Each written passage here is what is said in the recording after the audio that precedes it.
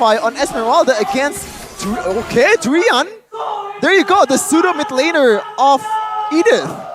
Yeah, I mean, it just brings back to Season 7, Season 8 vibes where Drian, give him anything and he will play.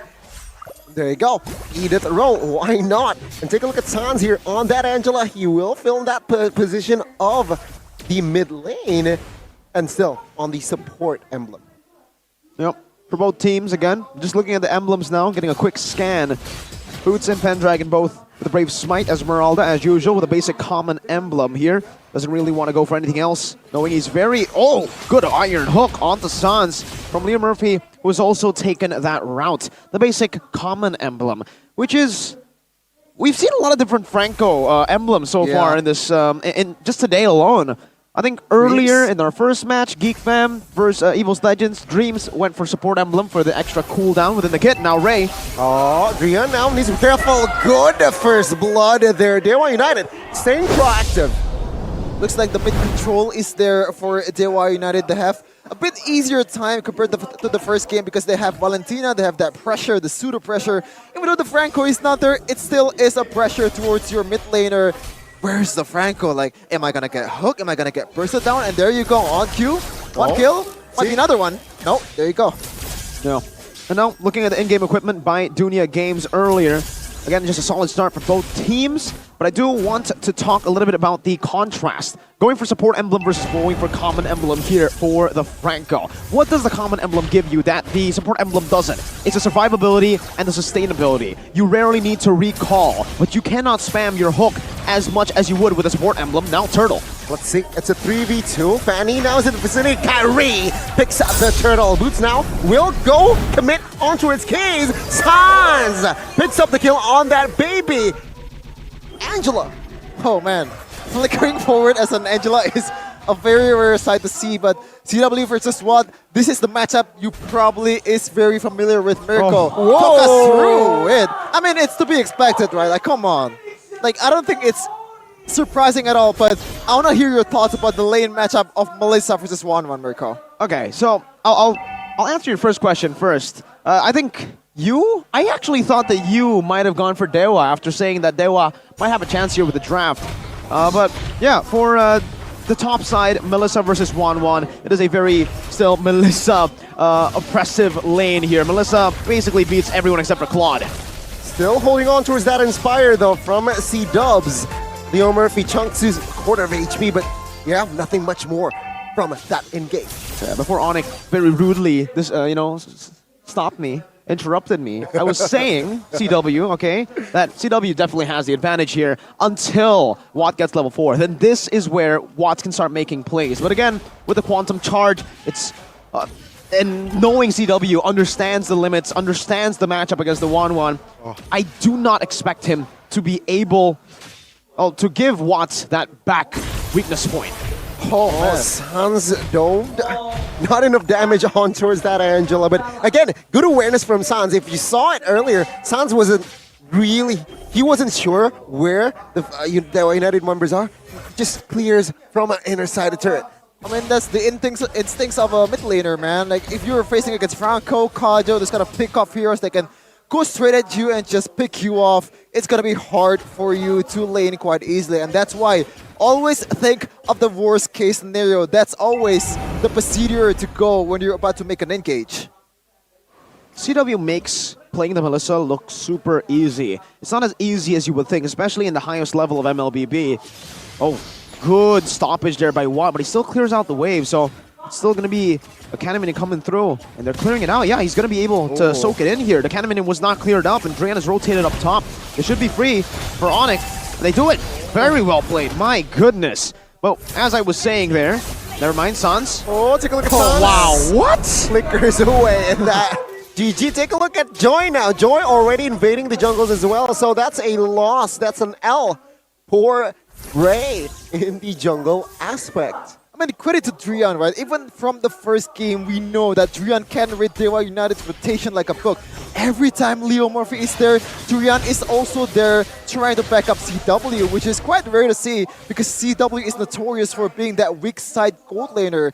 And he has covered Drian, he has covered CW quite well in his 2 games. And also Sans being the global presence with that hard guard helps a lot. See, that's the point that I was getting at, actually, right? CW usually the weak side, now he's playing more of the strong side. ONIC are rotating up top. Pendragon here, even in the weak side, forced to use that Purify.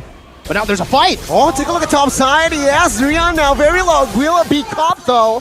And there you go, no more engages. CW hasn't popped that Inspire as well, so that's a dub for DEWA United. It is a dub, and the gold lead actually is equivalent. I didn't expect that. I thought ONIC for sure had it, but I see the gold like, oh wow, they're playing a good game here. But Case Forced to can't use get the away. flicker, yeah, but he is able to get away. That Fleeting time. Fleeting time already built up now by Sans. 6 minutes in, pretty fast actually. But actually, I'm pretty interested to see. Yeah, it's Drian who's roaming, by the way. Sans is playing this Angela mid. So it is a roaming Edith with the roam boots. Oh. That's why Sans got it so early. That's why I was kind of confused. If he went for roam, that's a very quick timer to get the fleeting time, man. Yeah, I'm sorry to interrupt you, Mirko, but feast your eyes on the hands of the Ashura, Kairi. Like every kind of movement, like oh, the map checking, the item checking, it's always very, very fast, man. The claw grip. Yeah. That's also courtesy of Samsung Galaxy S23 Series 5G. Oh, thank God we have that hand cam, man. We're blessed. Oh, this might be a mistake. Oh, we'll see. Boots here still has a flicker, so still okay. Now trying to somehow Okay. chunk Fanny down, but Cyril is up. So again, ONIC here playing it very, very patiently in second game. I really like the fact that you pointed out that this might be a mistake because to the naked eye, it does seem like a mistake. But when you have Sans on an Angela who has that spatial awareness to go and put or use the hard guard whenever someone's in danger, it becomes less of a mistake. It becomes an advantage sometimes. And if Boots, or if Ray committed onto Boots there, he would have lost. By he, I mean Ray would have lost that skirmish. The hard guard is always going to be there, and look at what ONIC are doing now. They're playing strong side CW. They're ignoring the turtle. It also helps the fact that Kairi is using Joy, which has a lot of abilities. They can get into team fight quite fast, but Pendragon is just tanking everything here. Oh, I don't know about that, bro. You're playing against ONIC. Don't poke the bear, bro. Or don't poke the porcupine. The Porcupines certainly have a way of reacting to these team fights. But the proactiveness as well is here. ONIC slowly but surely losing that grasp on the gold lead. They're still waiting on that power spike though, so for both teams, they're gonna wait for their power spikes. For the Fanny, I would expect the Blade of Heptases to be his power spike, and the Windtalker for Watt, that's almost built up. Meanwhile for CW, we'll be waiting on that golden staff. That is quite a far purchase away. CW is gonna get that golden staff a bit later compared to Watt with his Windtalker, so DEWA will hit their power spike first. And there you go. What? Highest gold by Kairi. Masterful manipulation with the dashes. And not hesitating to use the electrified beats to just clear the lane. But so far, DEWA United doing really good against ONIC. And I think one of the ways to make that happen is through playing 1-1. Because when you're playing 1-1, your opponents are going to be very careful about which engage to make. Do I have to go in? And there you go on cue, Mirko just said. Windtalker for what? Yeah, oh, an engage here potentially. Ultra Zero Murphy, a lot of knockups, a lot of flickers as well. But Boots finding the right engage, and there you go. ONIC finding 3 kills out of nowhere. Now Pendragon might be the target. Ray though will steal the purple. Pendragon now soaking a lot of damage, falling Storm on towards 1 with the help of Ray. Kyrie gets taken out. Pendragon now will be stunned, will be thrown back towards the right side. That's flicker. It seems like he will not survive. DEWA United lost 4. I think one of the most impressive thing about ONIC is not just how they find the engage, how they find the opportunity, it's just how fast they're at responding, how fast they're at punishing overextension, and you can see they are pulling the trigger as 5. There's no shred of hesitation coming in from all the members. And that was when DEWA had the upper edge. The Wind Talker was built. That was their power spike. Now, right on cue as well, CW built that Golden Staff a bit later, the Wind Talker, but heck, it's here. And for you guys back at home, Blee, play together. It gets even more fun together with a 10,000 or 10% cashback. Scan the QR code now, get your skins. Okay, but what? Having the time of his life in the top lanes, just like you, Mirko, always split pushing and not joining the team fight. And I think this is the right way to play, especially if you're Watt and DEWA United is very Watt-centric. But Okay. Boots might be in trouble here. A lot of CCs. Conceal play already popped as well. Kyrie though. Oh my god, Wow. Kyrie finds a Lord! No problem! And now let's see the fight though. What? ONIC, they might lose it all. Kyrie finding one, Boots in the backside will be the recipient of that crossbow over 10, gets taken out as well though. It's a 3-4-1 for DEWA United. Sons in the bot side. Oh, the damage too much. He's a baby girl. He gets taken out. Okay, finally. It's not really sign of life because I think we've been, mentioning ONIC way too much that we forget that DEWA United is still very much in the game. Even after that mistake when 3 people goes down and after that Lord take, they're still very much in the game, especially with Awad getting all he wants. 3-1-2 so far in this game and both loads of items. Instant replay. Let's see what happened here. DEWA United played it to perfection. Ray with that Leo Murphy iron hook was what caused it all. See, because on paper, ONIC should have the better teamfight composition despite Watt and Pendragon being in the fray with Ray. But that pickoff, that Leo Murphy signature pickoff, can always turn the tides around. Now, he's on the wall. Dreon! What flicker on an Earth Shatter? Doesn't really connect though. Yeah, that's about it. DEWA United here still with the economy lead. And ONIC, they're still somehow finding the rhythm here in that mid-game towards the lane. I think Watt has to rush Athena Shield here. I don't care if you're, very aggressive with 1-1. You're up against a Kyrie, which already had a Blood Wings. Also Dreon, which also deals magic damage a lot, by the way. This is Edith we're talking about. It's a tank that deals damage, but Dreon might be looking for a punish here. Let's see. Pendragon now, half HP. Still escape. Oh, take a look at the damage there. Leo Murphy now will be caught. Ray will not cause that damage just yet, but it's still a win for ONIC. Now it's even clearer, right? In the last team fight, that one iron hook from Leo Murphy changed the tide of the fight. As long as they're able to nullify CW, then ONIC will not have enough damage to take a full-on team fight, but if they don't...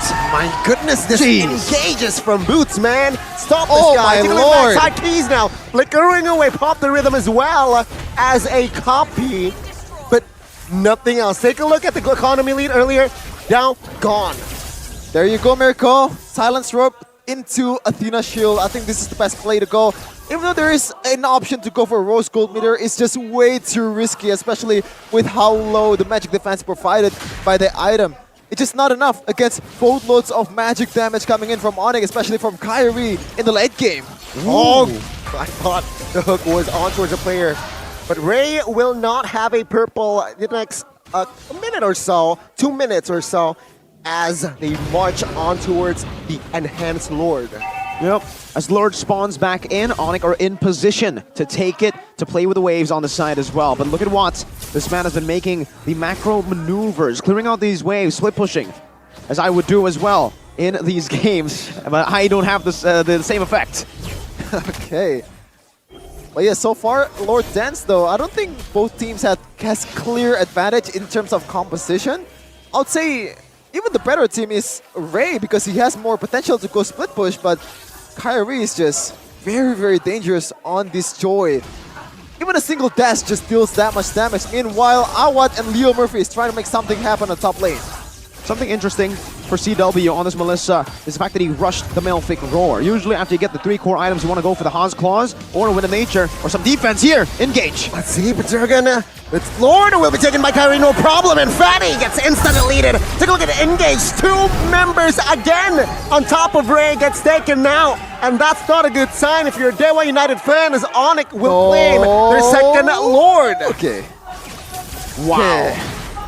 I thought for sure when Leo Murphy comes there's gonna be another hook, and it's gonna be the same case again in the team fight before Mirko, but in this time around, Leo Murphy just gets punished by Boots, punished by Trion, and all the frontliners of ONIC all pulling the trigger as 5. The synergy is masterful. They learn from their mistakes. Well, let's see, 2 minion waves pushed. Mid-tier 3 gets taken out. Bot tier 3 gets taken out as well. And DEWA United, what can they do now? Well, for DEWA United, the only thing they can do is to turtle in their base and wait for Leo Murphy to get a miracle hook once again.